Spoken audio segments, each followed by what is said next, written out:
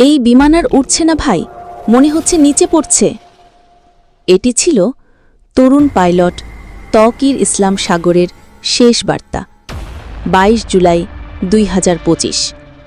তার জীবনের প্রথম একক সোলো ফ্লাইট। হঠাৎই দেখা দেয় ভয়ঙ্কর যান্ত্রিক ত্রুটি। কন্ট্রোল রুম তাকে নির্দেশ দেয়, ইজেক্ট করো। কিন্তু না, সেই তরুণ তৌকির প্রাণীর চেয়েও বড় মনে করলেন স্কুলের ছোট ছোট শিক্ষার্থীদের জীবনকে। তিনি বিমান ফেলে দিলেন না জনবহুল এলাকায়, চেষ্টা করলেন নিয়ন্ত্রণে রাখতে। তবু বিধ্বস্ত হল বিমান উত্তরার মাইলস্টোন স্কুলে।